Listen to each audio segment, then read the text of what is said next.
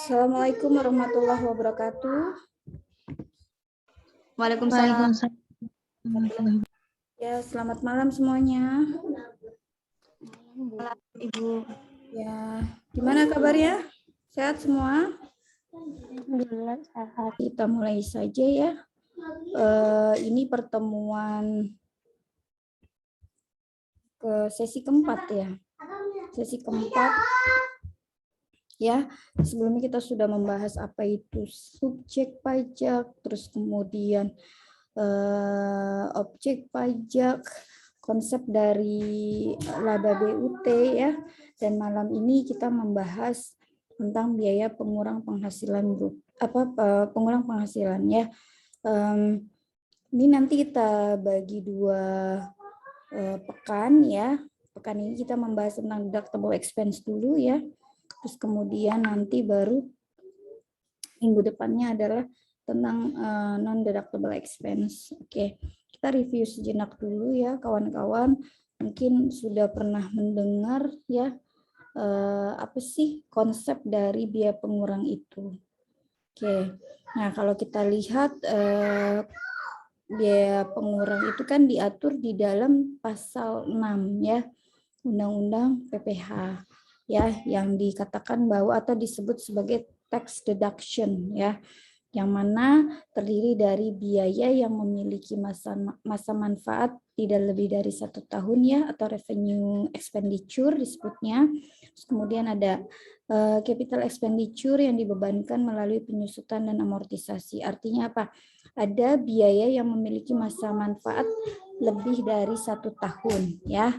Nah, terus kemudian ada juga yang berhubungan dengan biaya 3M, yaitu mendapatkan, menagih, dan memelihara penghasilan ya.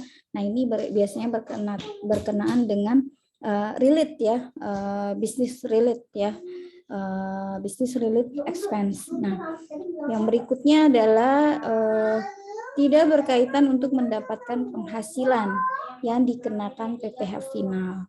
Nah, tidak berkaitan untuk mendapatkan penghasilan yang dikecualikan sebagai objek PPh. Kemudian didukung dengan pencatatan ya, pembukuan yang handal dan bukti-bukti yang memadai. Ya, dan berikutnya adalah memenuhi prinsip kewajaran ya, atau arm's length principle sesuai adat kebiasaan pedagang yang baik atau sound business practice. Nah, yang terakhir adalah secara umum mengikuti prinsip dari reversal rules atau taxability, deductibility ya. Oke. Nah, ini yang dimaksud dari konsep biaya pengurang ya. Jadi deductible expense ini adalah besarnya penghasilan kena pajak bagi wajib pajak dalam negeri dan BUT ya, ditentukan berdasarkan penghasilan bruto ya. Biasanya itu dikurangi dengan biaya untuk mendapatkan, menagih, dan memelihara penghasilan atau 3M tadi. Misalnya ya seperti biaya pembelian bahan baku ya, biaya berkenaan dengan pekerjaan atau jasa termasuk upah, gaji, honorarium ya, bonus, gratifikasi, dan tunjangan yang diberikan dalam bentuk uang. Ya, misalkan juga seperti bunga, sewa, royalti, biaya perjalanan ya, biaya pengolahan limbah, premi asuransi, biaya administrasi, dan pajak kecuali pajak penghasilan. Ya. Ya. Sebentar.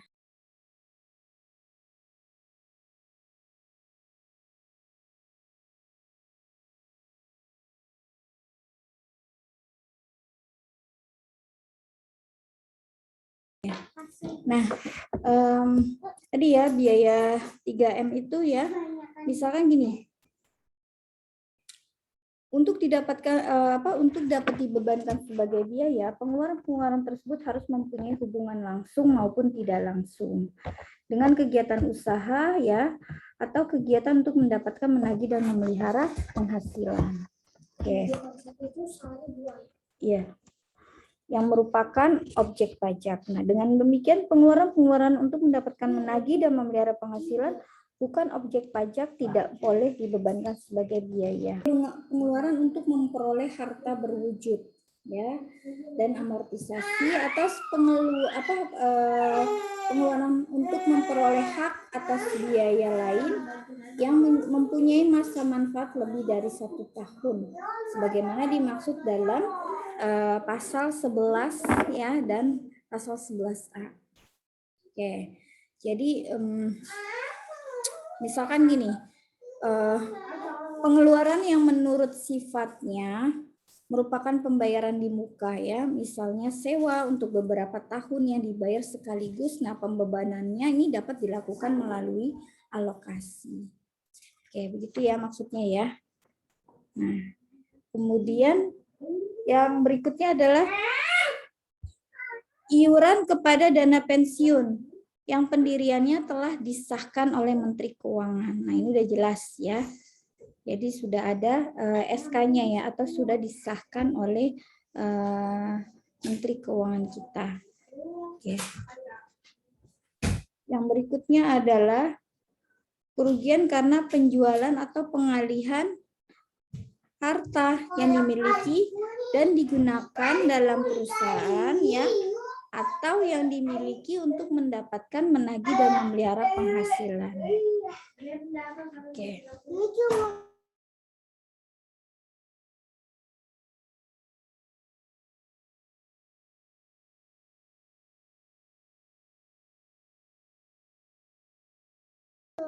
Jadi kerugian atau pengalihan ya saya ya. Ya sudah. Iya ya.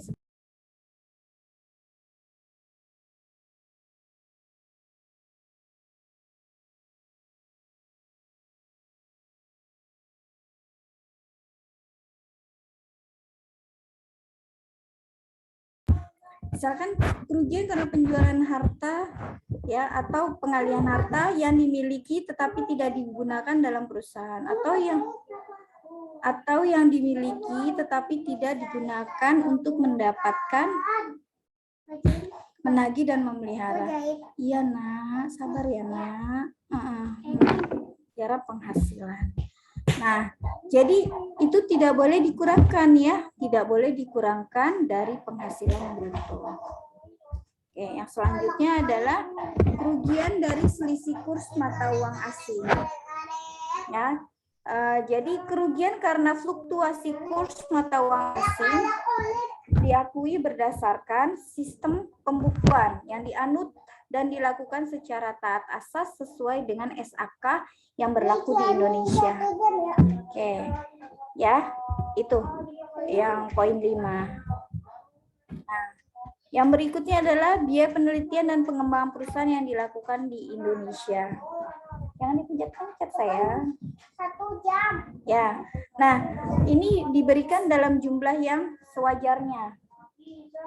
Untuk menemukan teknologi, misalkan untuk menemukan teknologi atau sistem baru bagi pengembangan perusahaan boleh dibebankan sebagai biaya perusahaan. Oke.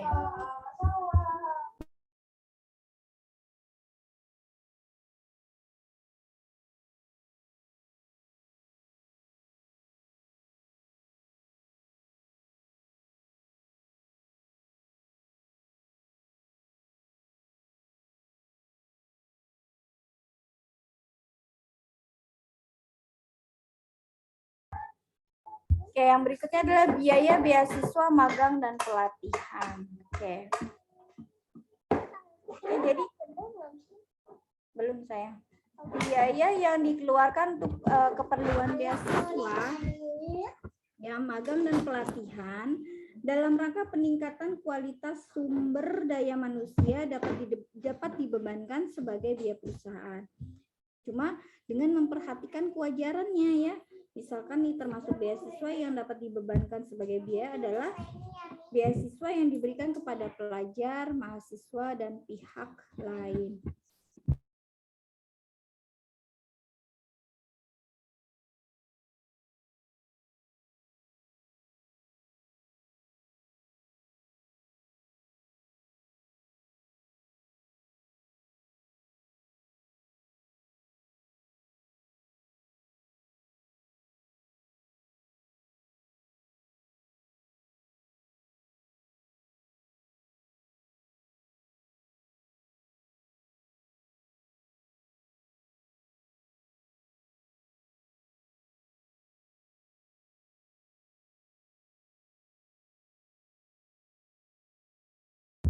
Oke.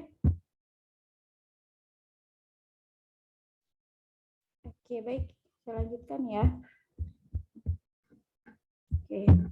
Ya, itu tadi deductible expense ya, poin 1 sampai dengan 7. Nah, yang berikutnya adalah tentang piutang yang nyata-nyata tidak dapat ditagih ya, dengan syarat telah dibebankan sebagai biaya dalam laporan laba rugi komersial. Oke.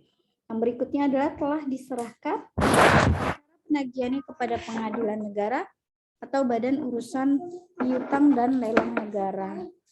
Atau adanya perjanjian tertulis mengenai penghapusan piutang atau pembebasan utang antara kreditur dan debitur yang bersangkutan dan atau telah dipublikasikan dalam penerbitan umum atau khusus. Nah, ini jadi kalau sudah diterbitkan atau dipublikasikan ya, terus kemudian sudah dilaporkan ke BUPLN, nah maka piutang-piutang yang tadi benar-benar tidak tertagih ya, yang nyata-nyata tidak tertagih, itu boleh menjadi pengurang gitu. Tapi kalau misalkan belum dipublikasikan atau belum diserahkan ya kan ke BUPLN, itu tidak bisa seperti itu. Oke. Yang berikutnya adalah wajib pajak harus menyerahkan daftar piutang yang tidak dapat ditagih kepada Direktorat Jenderal Pajak. Nah, jadi ada daftar piutangnya. Debiturnya siapa aja nih namanya, ya kan? Terus umurnya, umur piutang, ya. Itu contohnya seperti itu. Oke. Selanjutnya, nah, sekarang saya ingin bertanya tentang ini. Nah, apakah ya dalam akuntansi artinya adalah dalam akuntansi komersial semua biaya termasuk kerugian atau loss ya. Apakah sama di pajak? Oke. Silakan, ada yang ingin mengambil menjawab pertanyaan ini? Apakah sama perlakuannya dengan di fiskal dan komersial? Semua biaya termasuk loss. Silakan.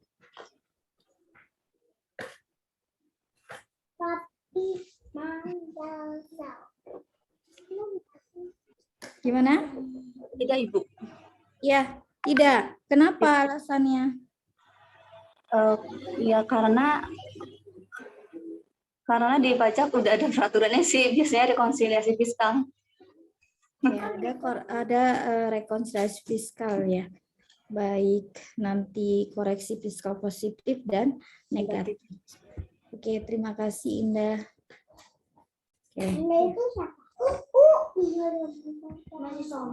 Oke, nah jadi kalau kita lihat ya secara akuntansi, secara konsepnya ya.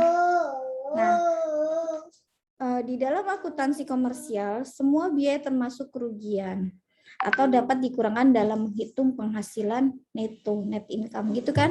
Kalau di akuntansi kan semua biaya mau dia ada bukti pendampingnya ya atau bukti normatifnya ya, daftar normatifnya atau tidak ada, itu pasti dicatat sebagai pengeluaran. Seperti itu. Misalkan tidak ada Allah Akbar. Ya, tidak ada invoice-nya, tidak ada faktur dan lain sebagainya, itu tetap diakui sebagai pengeluarannya atau dikurangkan dalam penghasilan netonya. Oke. Nah, pada dasarnya ya kita bisa lihat secara konsep penghasilan inklusif yang mengurangkan semuanya dalam perhitungan penghasilan neto. Ya. Tapi sedangkan menurut konsep penghasilan operasi sekarang ya membebankan keuntungan dan kerugian luar biasa serta koreksi biaya kepada saldo laba ditahan ketimbang dari penghasilan tahun berjalan. Oke, ya itu berdasarkan akuntansi tadi ya. Oke, akuntansi komersial. Nah.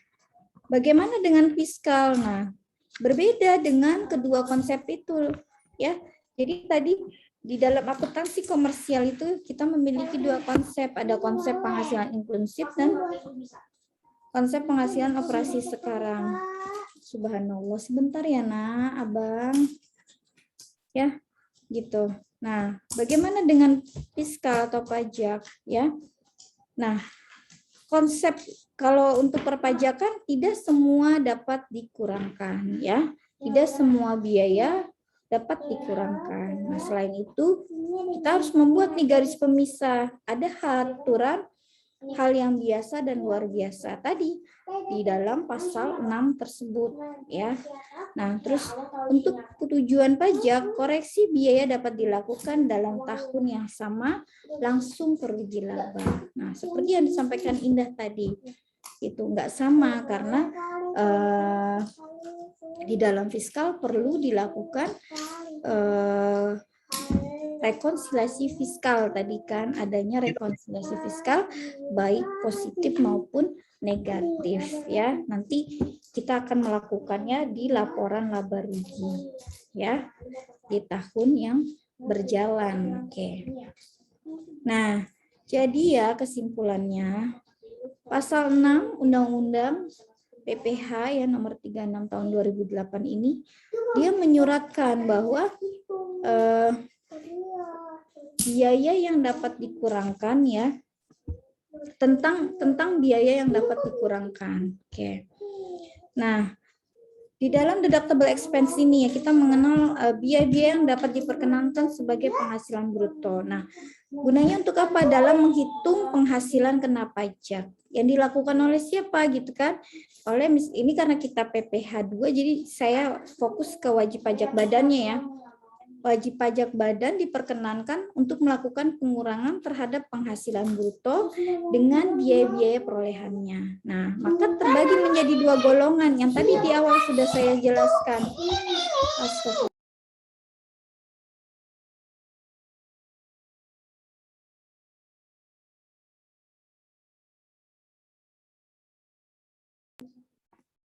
Nah, apa itu? Ya, yang tadi di awal ya saya sebutkan bahwa ada pengeluaran yang mempunyai masa manfaat tidak lebih dari 1 tahun yang merupakan biaya pada tahun yang bersangkutan. Misalnya apa?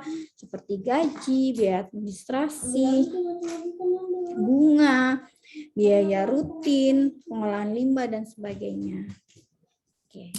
Nah, yang kedua ya, pengeluaran yang mempunyai masa manfaat lebih dari 1 tahun yang pembebanannya dilakukan melalui penyusutan dan amortisasi. Ya, pengeluaran yang menurut sifatnya ini pengeluaran ini ya yang menurut sifatnya merupakan pembayaran di muka. Misalnya apa? Sewa untuk beberapa tahun yang dibayar sekaligus dan pembebanannya dapat dilakukan melalui alokasi. Oke. Tadi ini ya. Nah, di samping itu ya, deductible expense ini ya, apabila dalam suatu tahun pajak didapati kerugian karena penjualan harta atau selisih kurs, maka kerugian-kerugian tersebut dapat dikurangkan dari penghasilan bruto. Oke. Nah, jadi apabila dalam 1 tahun pajak didapati kerugian ya, maka kerugian dapat dapat dikurangkan dari penghasilan bruto. Oke. Nah, kemudian sudah selesai materinya.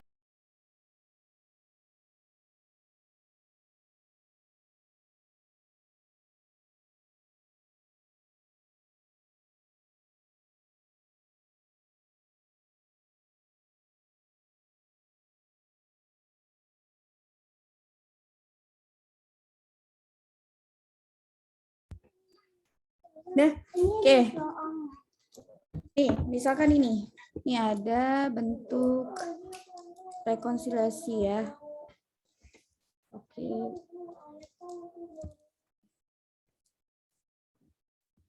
Nah, ini. Oke. Nah, ini tentang biaya menurut perhitungan fiskal ya. Kalau untuk fiskal itu kan kita melakukan koreksi fiskal dulu ya, sehubungan dengan adanya perbedaan antara laba rugi ya. Menurut perhitungan akuntansi komersial dengan akuntansi fiskal. Nah, Itu ada di beda tetap dan beda waktu, ya. Beda tetap itu penghasilan dan biaya yang diakui dalam penghitungan laba neto untuk akuntansi komersial tetapi tidak diakui dalam penghitungan akuntansi pajak. Misalkan seperti sumbangan, ya, penghasilan bunga deposito, terus kemudian itu contoh penghasilannya. Kalau contoh biayanya itu adalah biaya sanksi perpajakan. Oke. Nah, yang berikutnya adalah beda waktu.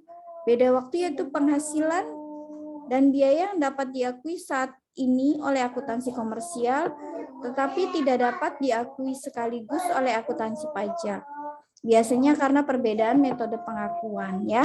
Misalkan nih penghasilannya bisa pendapatan dari laba selisih kurs. Ya, contoh biayanya adalah bisa biaya penyusutan dan biaya sewa seperti yang tadi sudah kita bahas ya di pasal 6 ya, tadi undang-undang PPH. Nggak bisa, sudah itu udah mati sayang. Oke. Nah jadi di dalam rekonsiliasi fiskal itu kita mengenal jenis koreksi fiskal ya, yaitu adalah koreksi fiskal positif dan koreksi fiskal negatif. Ya, koreksi fiskal positif yaitu koreksi fiskal yang menyebabkan penambahan penghasilan kena pajak dan PPh terutang. Oke. Sementara itu ya, koreksi fiskal negatif yaitu koreksi yang menyebabkan pengurangan penghasilan kena pajak dan PPh terutang. Contohnya adalah penghasilan bunga deposito. Oke, kita lihat case-nya. Bentar ya. Ini belum dibesarin ya pas screen-nya. Sebentar.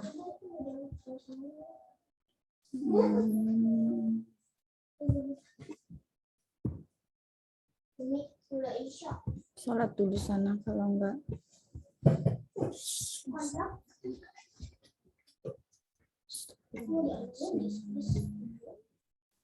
Oke ya. Nah, ini tadi ya, biaya yang dapat dikurangkan ya, diatur di dalam pasal 6 ayat 1 huruf A, diantaranya ini ya. Terus kemudian penyusutan ya, ini tadi sudah kita bahas semuanya. Nah, sekarang kita masuk ke studi kasusnya. Oke, perhatikan. Ini ada latihan soal ya. Perusahaan perdagangan di bidang bahan konstruksi ya. Tahun 2019 melaporkan laba rugi sebagai berikut. Nah, ini dalam rupiah. Ada sales atau penjualan 5 miliar. Ya, 5 miliar benar kan ini? Oke. Nah, persediaan awal di tahun 2019 ya, itu ada 500 juta. Dan ada pembelian, purchasing ya, itu ada 3 miliar 250 juta. Dan persediaan akhirnya di Desember ya, 31 Desember 2019 250 juta. Nah, jadi harga pokok penjualannya adalah 3 miliar 500 juta. Ya. Oke. Jadi ya. Nah, maka laba kotor yang diperoleh adalah 5 miliar dikurangi dengan 3,5 miliar ya. Dapatlah nih 1,5 miliar. Oke. Nah, kemudian ada pendapatan lain-lain dan bunga deposito yaitu senilai 10 juta. Oke. Nah, selama tahun 2019 perusahaan mengeluarkan beban-beban usaha seperti beban gaji 300 juta ya, beban air 50 juta, kemudian beban listrik 100 juta ya, terus ada beban perjalanan dinas 35 juta, beban telepon 20 juta, beban hiburan 50 juta, tunjangan makan 75 juta, sumbangan 50 juta, kemudian ada PBB, P2 ya, perdesaan dan perkotaan, itu 45 juta, terus ada denda STP ya, surat tagihan pajak atas SPT tahunan 2019 yaitu 1 juta, kemudian ada pajak reklame 5 juta, beban bensin ya direksi itu adalah 7 juta, Dan biaya depresiasi gedung 100 juta. Nah, sehingga total beban usahanya adalah 838 juta. Nah, sehingga ya kita ini kita kurangkan, maka laba bersihnya adalah 672 juta. Oke. Nah, ini secara komersial. Nah, lalu kita buat dulu kan koreksi fiskalnya ya. Kita buat dulu koreksi fiskalnya ya, jangan lupa dibuat tabelnya. Nah, di dalam laporan laba rugi komersial ini ya, ada beberapa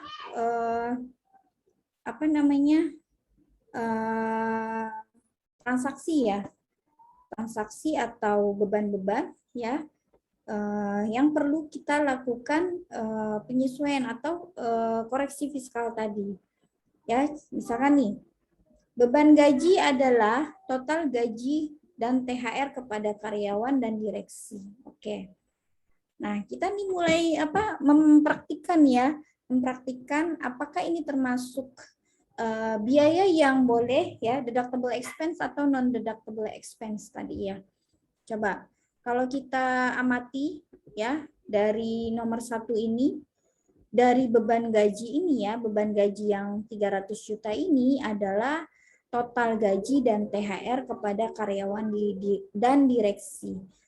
Menurut kawan-kawan ini apakah perlu dikoreksi atau memang diakui sebagai tadi biaya pengurang penghasilan? Bagaimana tanggapannya untuk yang transaksi nomor 1 ini ya, atas beban gaji? Silakan. Kita mengerjakan bareng-bareng nanti sama-sama. Bagaimana? Termasuk deductible expense, Bu. Termasuk deductible expense. Jadi ya, beban perjalanan dinas terdiri dari ongkos jalan supir dan kurir sebesar 30 juta, serta uang perjalanan direksi klien bisnis perusahaan sebesar 5 juta. Oke, bagaimana menurut kawan-kawan ini semua? Koreksi atau tidak? Untuk yang poin 2, beban perjalanan dinas, coba perhatikan. Ini yang poin 2.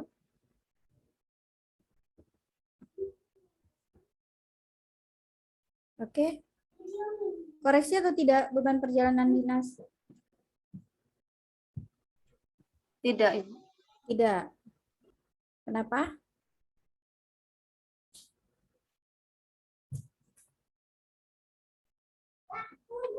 Termasuk menagih, mendapatkan, memelihara.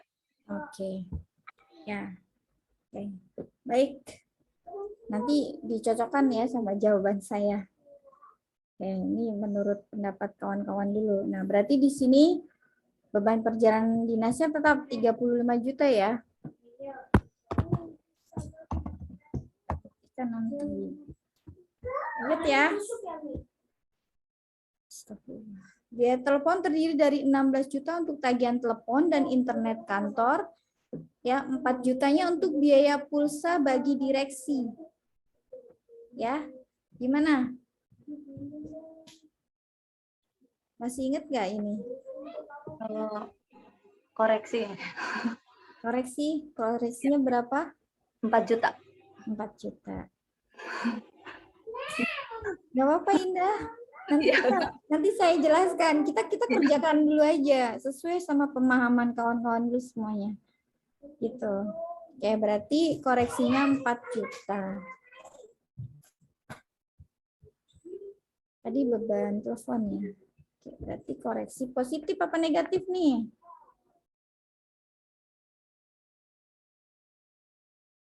Negatif. Negatif. Oke, koreksi negatif 4 juta. Yang lain ditunggu nih, ininya partisipasinya. Ya, dalam menjawab.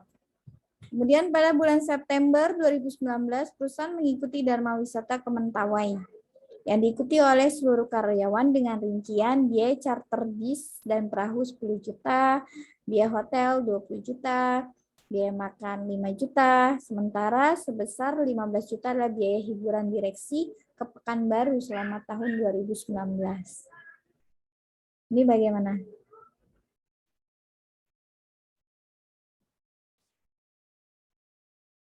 Coba dibaca.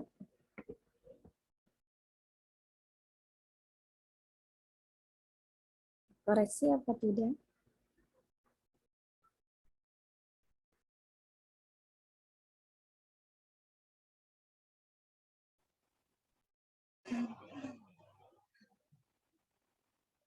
Mungkin koreksi Bu, Koreksinya berapa? yang 15 juta. Oke, koreksi 15 juta. Yang lain bagaimana? Mas pada di jalan kali ya. Amalia?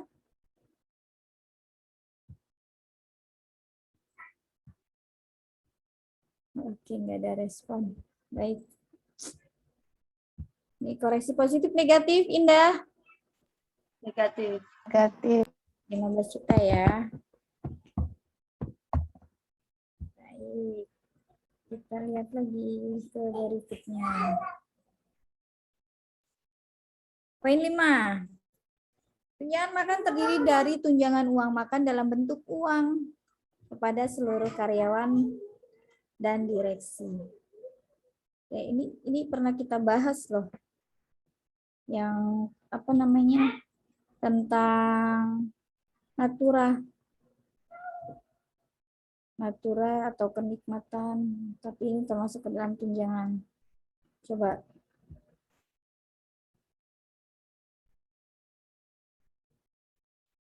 Koreksi atau tidak? Tidak. Ya, oke. Berarti tetap ya. Tunjangan makan di sini 75 juta. Lanjut. Yang keenam. Sumbangan sebesar 5 juta adalah sumbangan ke koalisi pemenangan presiden ya. Nah, dan 5 juta untuk sumbangan bencana letusan Gunung Sinabung yang tidak dikategorikan bencana nasional, 20 jutanya untuk pembangunan masjid di sekitar kantor, 10 jutanya ke yayasan Kasih Ibu yang mengurusi bantuan kesehatan untuk masyarakat kurang mampu. 10 juta untuk GNOTA. Nah, GNOTA ini telah ditetapkan oleh Menteri Keuangan sebagai lembaga yang boleh memperoleh bantuan keuangan. Silakan, koreksinya berapa rupiah nih? 10. 10 apa? 10 juta yang mana?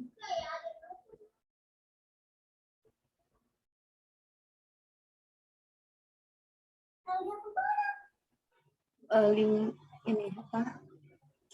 5 juta. 5 juta. Sumbangan ini bencana letusan. Oke, itu aja yang dikoreksi. Ya. Oke. Apa Indah?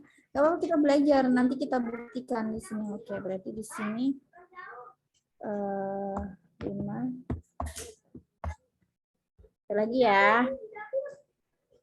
Gedung diperoleh tahun 2013 dengan biaya perolehan 1.100.000.000 juta.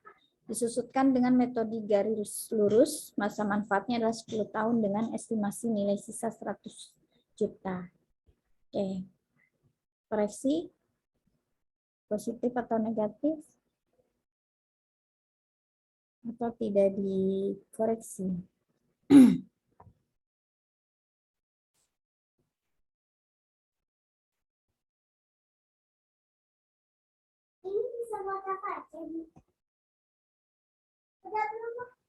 Nilai sisa sama dengan nilai residu ya, Ibu? Iya.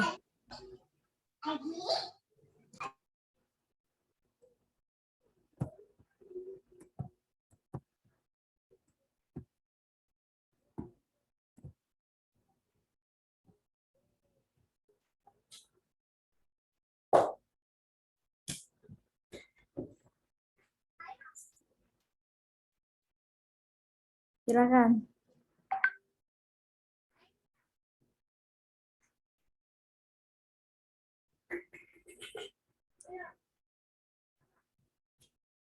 Gimana?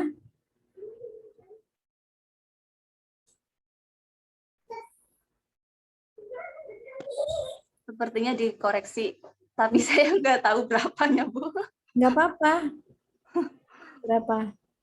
Kan estimasi nilai sisa 100 juta. Ini memang harus dihitung dulu biaya penyusutannya. kalau garis lurus di dalam pajak itu kan 8 tahun. Ya kan? 8 tahun. Kalau untuk gedung ya kan? Gedung itu kan, gedung itu ada kelompok permanen sama non permanen. Bukan ini. Dia masuk kelompoknya permanen dan non permanen gitu. Jadi ada masanya 10 sampai 20 tahun ya. Gitu. Oke. Jadi berapa ini? Nanti baru saya jelaskan semuanya. Saya mau menurut pendapat kawan-kawan dulu.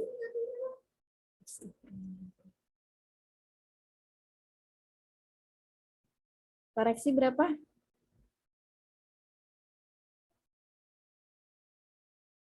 Hah?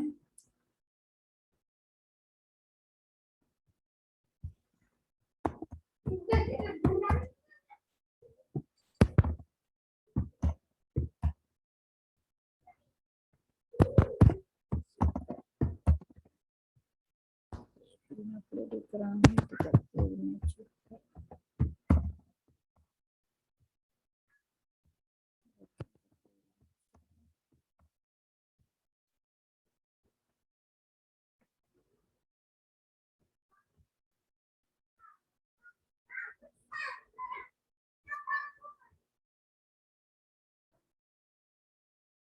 Oke, pas. Pas. Pas, Bu. Gak apa-apa, Indah. Ya, apa namanya? Coba kita lihat ya. Tadi kan kita udah bahas nih ya. Ini jawabannya versi Indah ya, karena hanya Indah aja yang memberikan respon. Oke. Nah, versinya saya itu, nah ini. Oke. Jadi kan tadi udah jelas ya, penjualan menurut laba komersial itu 5 miliar. Nah, ini kan nggak ada keterangan apapun ya, jadi untuk koreksinya ini tidak ada. Sehingga menurut laba rugi fiskal itu sama. Ya. Nah, yang berikutnya HPP 3,5 miliar. Nah, karena tidak ada transaksi atau yang kegiatan untuk menambah atau mengurangi, jadi tidak ada koreksi. Ya, jadi tetap 3,5 miliar. Sehingga laba kotornya adalah sama, baik menurut laba rugi komersial maupun menurut laba rugi fiskal, yaitu 1,5 miliar. Oke. Nah, kemudian kan dikatakan bahwa tadi ada pendapatan lain-lain ya, berupa bunga deposito. Nanti ya, pendapatan PPh final, penghasilan yang bersifat final ya, itu kan tidak bisa dikreditkan ya, atau tadi dilakukan koreksi ya, koreksi fiskal. Nah, jadi untuk bunga deposito ini ya, kita koreksikan ya, 10 juta. Jadi menurut laba rugi fiskal itu tidak diakui. Karena apa? Karena bunga deposito telah dipungut ya pajak final PPh pasal 4 ayat 2 sehingga dikeluarkan dari perhitungan laba rugi fiskal. Oke, ingat ya kalau PPh final kan tidak dapat dikreditkan gitu. Ya, jadi dia harus dikeluarkan dari perhitungan. Nah, berikutnya yang gaji tadi. Ya, gaji kan tadi di breakdown, betul kan? Dalam gaji itu ada beberapa transaksi tadi kan, ada THR gitu kan. Ya, ini betul. Tadi tidak perlu dilakukan kok koreksi karena semua diakui sebagai biaya atau termasuk tadi biaya 3M tadi ya. Menagih, mendapatkan dan memelihara. Oke. Nah, yang berikutnya tadi ada beban air 50 juta. Oke, ini tidak ada koreksi ya, karena memang tidak ada informasi tambahan. Nah, terus yang berikutnya adalah listrik. Listrik juga sama. Tidak perlu dilakukan koreksi karena dia termasuk tadi 3M ya. Nah, terus ada perjalanan dinas. Nah, tadi kan Indah koreksi ya, Indah ya. Koreksinya berapa tadi Indah? 5 juta ya? Iya, 5 juta. Betul ya? Yang direksi apa ya? Iya. Sorry. 15 ya. Mana ya tadi? Ini nih. Ya, yang apa? Ini kan ya, pada bulan September itu yang mengikuti Dharma Wisata ya. Oke. Nggak dikoreksi Indah ternyata nih. Tuh, yang koreksi beban telepon tadi. Yang direksi ya. Oke, berarti benar nih punya jawaban Indah. Oke, jadi tidak dikoreksi. Oke. Nah, lanjut ke beban telepon. Oke, ini mungkin teman-teman lupa kali ya. Bahwa pemakaian untuk kepentingan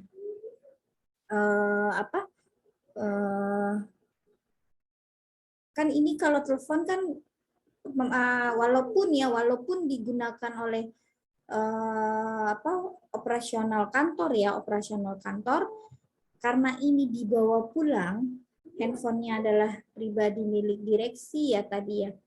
Nah, jadi dikoreksinya itu hanya 50% saja. Diakuinya hanya 50% saja, diakui oleh undang-undang ya, di dalam undang-undang perpajakan itu diakuinya hanya 50% saja. Makanya tadi dari 4 juta ya, 4 juta yang digunakan sebagai beban pulsa direksi tadi ya, hanya diakuinya 2 juta. Sehingga kita koreksi ya 4 juta dikali 50%, jadi 50-50 bolehnya. Ya, jadi koreksinya hanya 2 juta. Oke.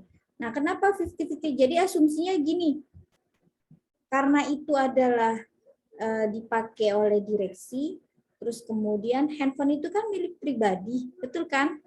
Betul kan? Milik pribadi. Walaupun memang digunakan untuk operasional kantor, misalkan bisa menghubungi klien, menghubungi stafnya ya kan, atau misalkan menghubungi direksi ya kan, partner dan lain sebagainya seperti itu. Nah, di dalam pajak pasti nanti di dalam kesehariannya, di dalam keseharian atau di dalam penggunaannya ya. Jadi itu kemungkinan besar juga bisa dipakai untuk kepentingan pribadinya dia gitu. Misalkan bisa untuk menelpon keluarganya, ya kan, sekedar menelpon keluarganya atau menelpon kerabatnya dan lain sebagainya. Makanya di pajak hanya diperkenankan 50% saja. Jadi koreksinya adalah 2 juta. Dari 4 juta tadi dikalikan 50% ya, jadi koreksinya 2 juta. Hanya diakui 50%-nya aja, atau 50-50 lah, 50-50 ya. Sehingga biaya fiskalnya menjadi 18 juta. Nah, artinya apa? Nah, ini biaya pulsa HP yang boleh dibebankan adalah 50% dari beban pulsa handphone tersebut. Gitu, ya. Oke. Nah, yang berikutnya adalah hiburan nih, ya. Tadi Indah betul ya, hiburan yang boleh dibebankan adalah hiburan yang dinikmati semua pegawai. Jadi kalau untuk yang kepentingan pribadi atau salah satu misalkan direksi saja atau satu divisi saja ya, bukan untuk ramai-ramai lah, bukan untuk seluruh pegawai, itu tidak ya, tidak dibebankan seperti itu. Oke.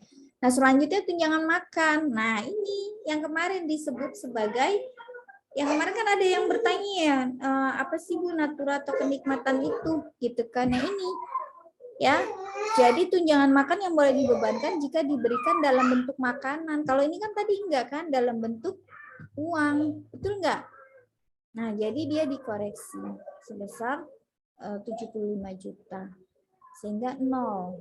Oke. Ya.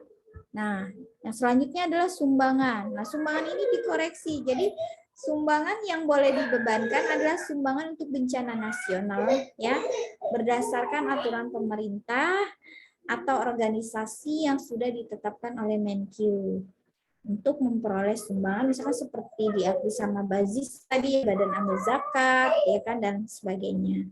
Nah, sehingga tadi beberapa sumbangan yang disampaikan di sini ya. Nah, jadi dikoreksilah tuh 40 juta. Ya. Oke.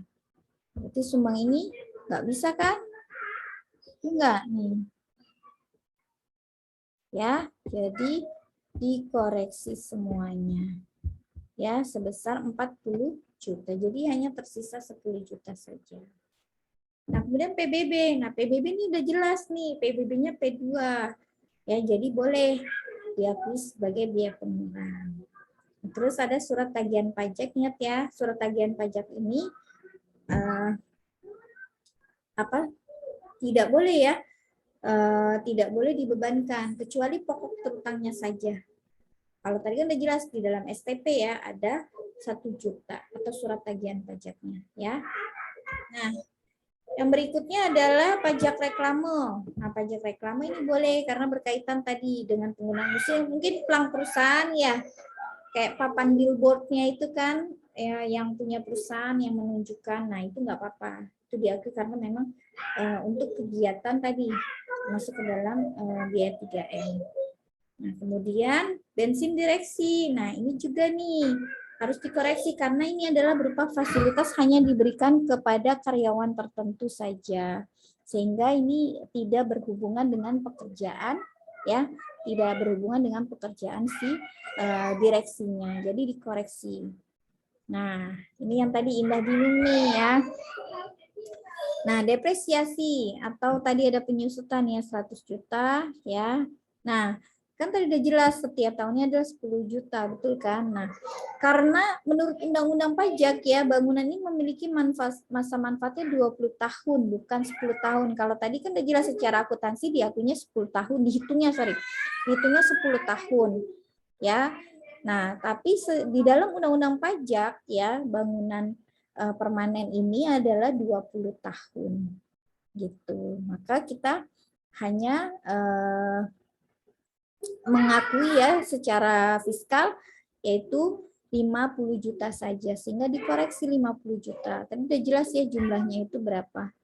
Nah, jadi ini tinggal dikalikan dengan tarif. Oke. Nah, sehingga total beban usaha menurut laba rugi komersial tadi 838 juta.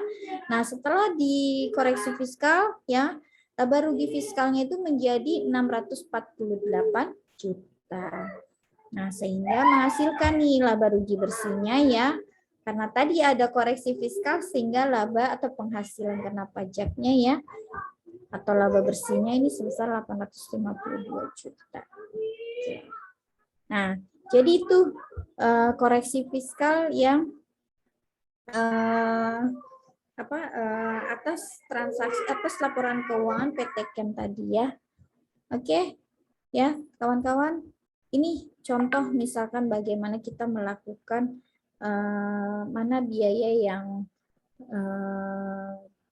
menjadi pengurang penghasilan ya dan bukan pengurang penghasilan. Oke, ya. Sampai sini ada pertanyaan nggak? Silakan. Kalau dari nanti ini saya share ke grup kelas ya untuk soal studi kasus ini. Gitu. Tadinya saya mau nge-share duluan, takut khawatir waktunya nggak cukup gitu. Tapi alhamdulillah nih masih ada waktu sehingga soal ini saya publish gitu studi kasus ini. Oke, sampai sini silakan ada pertanyaan. Nanti bisa dibaca-baca lagi kenapa ini bisa dikoreksi, dibuka undang-undangnya ya. Silakan, Indah. Gimana Indah setelah dibahas tadi jawaban Indah? Ya, ada enggak semuanya salah Indah. Miss tadi Indah di sini ya yang telepon karena Indah kan tadi bilang koreksi penuh Bu 4 juta gitu. Udah betul ya, tapi mungkin Indah lupa nih bahwa hanya dibebankan hanya 50% saja ya. Nah, terus kemudian tadi hiburan. Hiburan itu kan tadi Indah udah betul ya. Ya. Itu adalah 15 juta ya. Udah betul nih Indah, pemahamannya udah bagus ya. Bahwa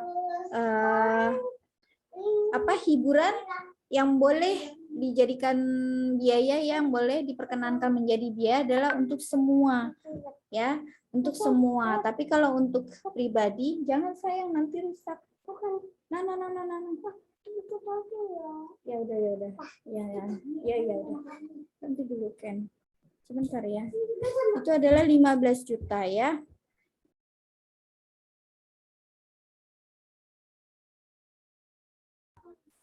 Oke ya. Jadi koreksi 15 jutanya nih ya. Karena ini untuk direksi saja. Oke. Nah, terus tunjangan makan. Tadi Indah bilang kan, ini apa tadi jawabannya Indah? Enggak Bu, gitu kan. Nah, berarti ini tadi enggak ngeh nih di sininya. Kenapa dikoreksi? Karena tunjangan makan ini diberikan dalam bentuk uang. Tapi kalau misalkan ini dalam bentuk makanan, nah itu boleh menjadi pengurang ya. Nah, ini dikoreksi, saya highlight lah. Kenapa tidak boleh ya? Karena memang ini dalam bentuk uang, makanya saya beri keterangan seperti ini. Nah, berikutnya nih, sumbangan sebesar ya, tadi koreksinya adalah 40 juta. Ya, 40 juta. Mana yang nggak boleh? Nih, pertama nih. Ini 20 juta untuk pembangunan masjid, ini koreksi. Ya, karena ini tidak resmi. Ya, hanya untuk lingkungan sekitar saja, makanya ini dikoreksi. Ya. Ya, yang berikutnya. Apa? Mana lagi yang dikoreksi? Masyarakat kurang mampu. Nih, 10 juta untuk yayasan Kasibu mengurusin. Nah, ini juga nih. Ya, koreksi. Karena hanya untuk yayasan itu saja. Ya, hanya untuk masyarakat yang ada di yayasan tersebut. Mana lagi sisanya? Kalau ini 10 juta untuk GN OTA, oke, ini nggak apa-apa. Ya. Terus mana lagi?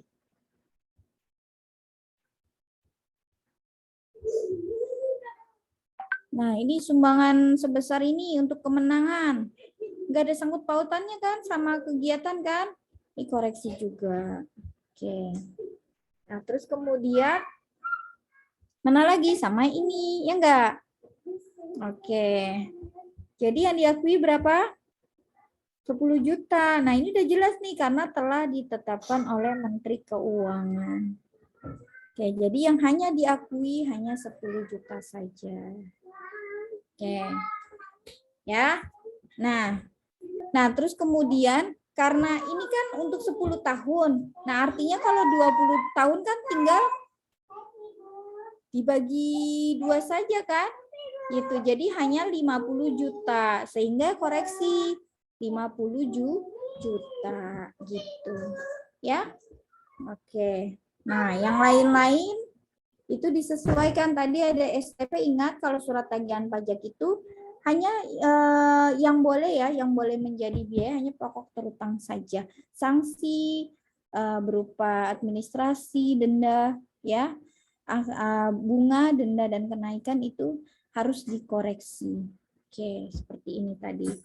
Pajak reklame, nah bensin direksi ini dikoreksi ya, karena tidak ada hubungannya dengan pekerjaan. Oke, nah ini tadi biaya depresiasinya sebesar 100, maka kita koreksi ya 50%. Oke ya. Jadi 100 juta ini untuk 10 tahun, sehingga kalau 20 tahun adalah 50 juta. Oke, mungkin itu yang bisa saya sampaikan ya untuk studi kasus malam ini. Ya, insya Allah besok kita berjumpa lagi. Ini udah sedikit saya informasikan tentang yang non-deductible expense tadi ya. Nah, besok jadi kita langsung masuk ke studi kasus saja. Walaupun nanti ada teori sedikit, nanti teman-teman bisa baca. Ya, mulai minggu depan kita mulai menghitung ya. Bukan menghitung sih, lebih tepatnya adalah kita mempelajari bagaimana itu cara mengkoreksi fiskal ya. Cara merekonsiliasi fiskal. Jadi laporan keuangan komersial ya dijadikan laporan keuangan fiskal, laba rugi fiskal nih sebagai dasar untuk penghitungan PPh terutang ya. Oke, cukup ya kawan-kawan semua ya. Mudah-mudahan bisa dipahami. Kalau tidak bisa dipahami, nanti bisa ditonton lagi recordnya ya. Oke. Baik, kalau ada yang mau ingin disampaikan, aduh, sudah telat saya lebih dari 5 menit. Oke, baik. Oke, kalau tidak ada pertanyaan, saya akhiri ya. Insya Allah nanti untuk contoh studi kasusnya akan saya share di grup kelas ya. Kemudian izin foto bersama dulu sebagai bukti perkuliahan kita ya pada malam hari ini. Bismillah, ayo 1, 2, 3. Oke. Ya, mungkin itu yang bisa saya sampaikan. Terima kasih. Wabillahi taufiq wal hidayah. Wassalamualaikum. Waalaikumsalam warahmatullahi wabarakatuh. Waalaikumsalam warahmatullahi wabarakatuh. Terima kasih, Terima kasih, Bu. Bu. Sama, mohon maaf ya kawan-kawan semua ya. Oke, baik, silakan. Kalau ingin lihat